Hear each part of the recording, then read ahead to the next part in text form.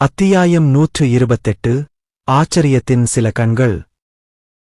மறுபுறம் வெள்ளை அறைக்குள் கபிலன் நிம்மதியாக தூங்கிக் கொண்டிருந்தபோது தரன் அவசரமாக தனது இடது காலை உதைத்தான்.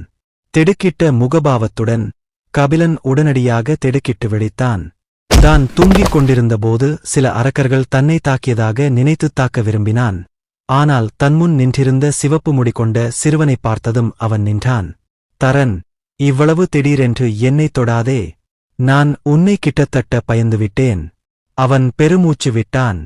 கடந்த 6 மாதங்களாக அரக்கர்களுக்கு இடையில் வாழ்ந்ததால் அவன் சுற்றுப்புறங்களுக்கு மிகவும் உணர்திறன் உடையவனாக மாறினான். தரன் பீதியடைந்த முகபாவத்துடன் கைலை பார்த்தான். ஏய், நான் உன் தூக்கத்தைக் கெடுத்திருக்க மாட்டேன். ஆனா நாம கிளம்பணும். எங்க கிளம்புற? நீங்கள் இருவரும் சீக்கிரம் வாருங்கள். ஒரு நிமிடத்திற்குள் வெளியேறவில்லை என்றால் 20 வருடங்கள் இந்த இடத்திற்குள் நாம் அடைத்து வைக்கப்படுவோம் என்று அந்த கருப்பு முடிக்காரர் சொன்னார். பயனற்ற உரையாடலில் நேரத்தை வீணடித்துக் கொண்டிருந்த இருவரையும் பார்த்திபன் கத்தினார். கபிலன் உடனடியாக பார்த்திபனை பார்த்தான். அவன் ஒரு தங்க நுழைவாயிலின் முன் நின்று கொண்டிருந்தான். அவன் அவசரமாக திரும்பி பார்த்தான். அந்தக் கருப்பு முடிக்காரன் மூவரையும் கண்களைச் சுருக்கி அவ்வப்போதுதான் வைத்திருந்த புத்தகத்தின் பக்கங்களை புரட்டிக் கொண்டே பார்த்துக் கொண்டிருந்தான். ஒரு நொடிக்குள் கடந்த வாரம் முழுவதும் மிகவும் அமைதியாக இருந்த பியாவை கபிலன் பிடித்துக்கொண்டு தங்க நுழைவாயிலை அவசரமாக நெருங்கினான். பார்த்திபனின் பேச்சைக் கேட்டதும் அவன் உடனடியாக நிலைமையை புரிந்து கொண்டான். தன்னை பார்த்துக் கொண்டிருந்த தரனையும் பார்த்திபனையும் பார்த்துவிட்டு தலையசைத்துவிட்டு தங்க நுழைவாயிலுக்குள் குதித்தான். கபிலனின் மங்கலான பிம்பத்தை பார்த்துக் கொண்டே பார்த்திபன் கண்களை சிமிட்டினான். இந்த ஆள் எந்த ஆபத்தையும் காணும்போதெல்லாம் எப்போதும் வேகமாக இருப்பான்.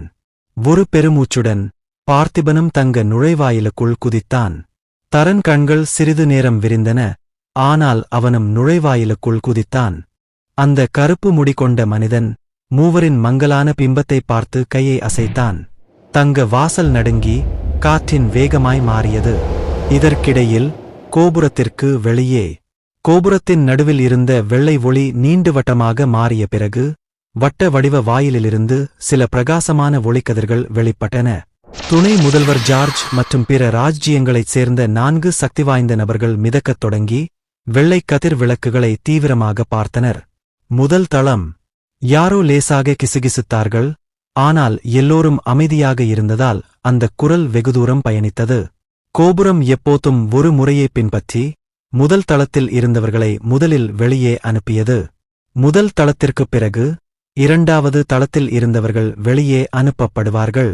அதாவது மிக உயர்ந்த தளத்திற்கு ஏறியவர்கள் கடைசியாக வெளியே வருவார்கள். அவர்களின் தீவிர பார்வையின் கீழ் வெள்ளை ஒளிக்கதிர்கள் கோபுரத்திற்குள் நுழைந்த அதே இடத்தில் சரியாக விழுந்தன. வெளிச்சம் மறைந்த பிறகு சில இளம் மற்றும் சோர்வான குழந்தைகளின் முகங்களை அவர்களால் பார்க்க முடிந்தது. ஒவ்வொரு ராஜ்ஜியத்திலிருந்தும் வந்த முதியவர்கள் தங்கள் குழந்தைகளை எல்லா துருவியறியும் கண்களிலிருந்தும் அவசரமாக பாதுகாத்தனர். ஒரு வினாடிக்குப் பிறகு இன்னும் சில வெள்ளை ஒளிக்கதிர்கள் மின்னின. இந்த முறை கோபுரத்திலிருந்து நிறைய குழந்தைகள் வெளியே வந்தனர். வெளியே வந்த குழந்தைகளில் நிறைய பரிச்சயமான முகங்களைக் காண முடிந்தது. பவானி, மதனா, ரேகன், கெல்வின் மற்றும் நயன். அவர்கள் அனைவரும் கோபுரத்திற்குள் நுழைந்த அதே இடத்திற்கு வந்தனர். நயன் ரேகனை பார்த்தார்கள். அவன் தனக்கு சில மீட்டர்கள் முன்னால் தோன்றினான். அவன் அவசரமாக அவனை நெருங்கி ஒரு புன்னகையுடன் அவன் தோளைப் பிடித்தான். ஏய், நான் பிழைப்பேன்னு சொன்னேன். ரேகன் நயனின் கனிவான முகங்களைப் பார்த்து தலையசைத்தார். ரேகனிடமிருந்து எந்த பதிலும் கிடைக்காததால் நயன் முணுமுணுக்கிறார்கள். அவன் சுற்றும் முற்றும் பார்த்தான். அவன் முகபாவனை இருண்டதாக மாறியது. பார்த்திபன் மற்றும் கபிலன் எங்கே? ரேகன் சுற்றுமுற்றும் பார்த்தான். ஆனால் அவர்களை பார்க்கவில்லை. அவனுடைய முகபாவமும் தீவிரமாக மாறியது. அவங்க இன்னும் வெளியே வரல போல.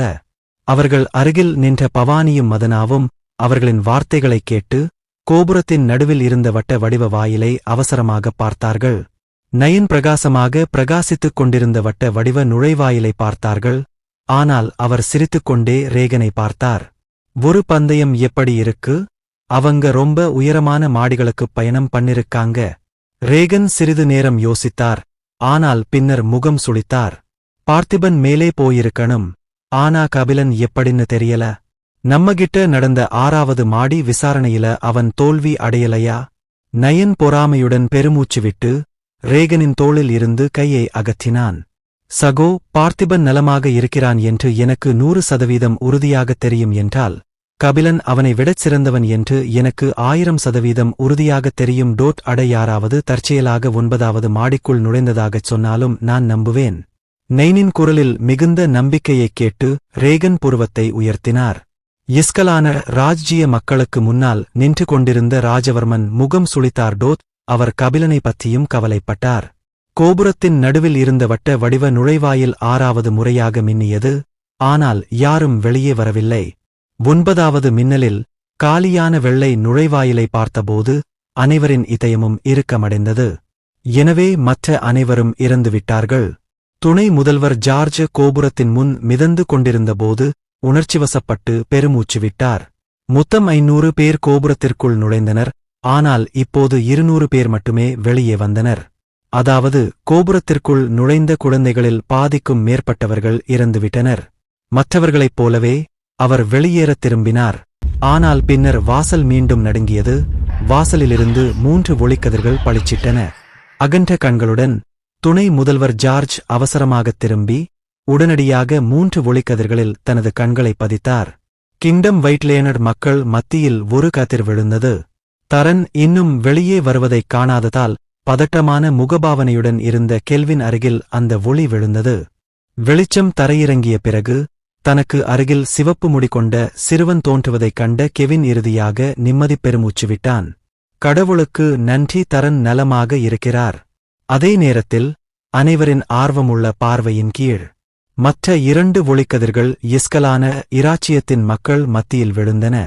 துணை முதல்வர் ஜார்ஜ் அவசரமாக வந்து சேர்ந்த குழந்தைகளில் ஒருவரின் முன் இறங்கியபோது அவரது கண்கள் கலங்கின. அவர் தனது ஒளியை வெளியிட்டார். இஸ்கலான இராச்சிய மக்களைச் சுற்றி ஒரு உறுதியான கவசம் தோன்றியது. பவானி அருகில் பார்த்திபன் தோன்றினான். அவள் அவனை பார்த்து நிம்மதி பெருமூச்சு விட்டாள். ஏனென்றால் அவனைப் பற்றி அவள் கொஞ்சம் கவலைப்பட்டாள். மறுபுறம் கபிலன்தான் நின்ற அதே இடத்திற்கு வந்தான். கிட்டத்தட்ட குழுவின் முடிவில் இருந்தான். அவன் முதுகைத் தடவினான். டெலிபோர்டேஷன் அனுபவம் நன்றாக இல்லை. என் உடல் வலிக்கிறது. அவன் சரியாக எழுந்து நின்று கொண்டே முணுமுணுத்தான். பியாவும் கபிலனின் தலையின் மேல் தன்னை சமநிலைப்படுத்திக் கொண்டாள். அவனுக்கு மேலே நின்றிருந்த எல்லா குழந்தைகளும் முதியவர்களும் கபிலனை ஆர்வத்துடன் திரும்பிப் பார்த்தார்கள். நயன் கபிலனை திரும்பிப் பார்த்து சிரித்தான். நான் உன்னிடம் சொன்னேன். கபிலன் பார்த்திபனுடன் வெளியே வந்த சூழ்நிலையை ஆராய்ந்து கொண்டிருந்த ரேகன் நோக்கி அவர் முனகினார். அவன் உண்மையிலேயே 9வது மாடியை அடைந்தாரா? ராஜவர்மன் கபிலனை பார்த்தார். அவரது பதட்டமான உடல் தளர்ந்தது. ஆனால் சில வினாடிகளுக்குப் பிறகு அவரது முகபாவனை திகிலாக மாறியது. கபிலன் தனது கால்களை அசைத்துக் கொண்டிருக்கும்போது தன்னைப் பற்றிய சில பார்வைகளை உணர்ந்தான். அவன் முன்னால் கிட்டத்தட்ட எல்லோரும் தன்னை பார்த்துக் கொண்டிருந்ததை பார்த்தான்.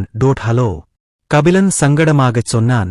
ஆனால் திடீரென்று அவன் தோள்களில் பெரும் அழுத்தம் இறங்கியது. அவன் கால்கள் அடிபணிந்து அவன் முழங்காலில் விழுந்தான். அவன் வாயின் ஓரத்திலிருந்து இரத்தம் வடிந்தது. அந்த அழுத்தத்தை அவனால் தாங்க முடியவில்லை. பற்களைக் கடித்தபடி அழுத்தம் எங்கிருந்து வருகிறது என்பதை கபிலன் பார்த்தான். 4 மிதக்கும் வயதான நபர்கள் தீவிரமான கண்களுடன் அவனைப் பார்த்துக் கொண்டிருந்தார்கள். இல்லை, அந்த 4 நபர்களும் அவனைப் பார்த்துக் கொண்டிருந்தார்கள். இல்லை, அந்த 4 நபர்களும் அவனை பார்த்துக் கொண்டிருக்கவில்லை. ஆனால் அவர்கள் பியாவை பார்த்துக் கொண்டிருந்தார்கள். கபிலா! பியாவின் உடைந்த குரல் அவன் தலைக்குள் ஒலித்தது. அவளும் அழுத்தத்தை உணர்ந்தாள். அடப்பாவி! அந்த விசித்திரமான கருப்பு முடி மனிதனால் நான் இந்த விஷயத்தை மறந்துவிட்டேன். அவர் உள்ளுக்குள் சபித்தார். ஆனால் துணை முதல்வர் ஜார்ஜ் உடனடியாக கபிலனுக்கு முன்னால் ஓடி வந்து தனது ஒளிவட்டத்தால் அவனை பாதுகாத்தார். கபிலனை சுற்றி இருந்த அழுத்தம் மறைந்து இறுதியாக அவன் மூச்சு வாங்கினான். துணை முதல்வர் ஜார்ஜ் இருண்ட கண்களுடன் மிதக்கும் 4 நபர்களைப் பார்த்தார். இதன் அர்த்தம் என்ன? கபிலனின் தலையின் மேல் பற்களைக் கடித்து அமர்ந்திருந்த பறவையை திரும்பிப் பார்ப்பதற்கு முன்பு அவன் கத்தினான். கபிலனுக்கு முன்பு நிறைய பேர் கோபுரத்திலிருந்து வெளியே வந்தார்கள். அவர்கள் 6வது மாடியில் நடந்த விஷயங்களைப் பற்றி தங்கள் பெரியவர்களிடம் சொன்னார்கள். நிச்சயமாக அவரது உயர்ந்த அறிவாற்றலால் அந்த குழந்தைகளின் கிசுகிசுப்புகளை அவரால் உணர முடிந்தது. இந்த சின்னப் பறவை திறமை S S S plus rank திறமை எப்படி இருக்க முடியும்? இயற்கையாகவே அவனைப் போலவே மற்ற ராஜ்ஜியங்களைச் சேர்ந்த சக்திவாய்ந்த நபர்களும் அந்த கிசுகிசுப்புகளைக் கேட்டார்கள். அதனால்தான் கபிலனின் தலையின் மேல் பறவை இருப்பதைக் கண்டவுடன் அவர்கள் உடனடியாக கபிலனையும் பறவையின் உடலையும் ஆராய முயன்றனர்.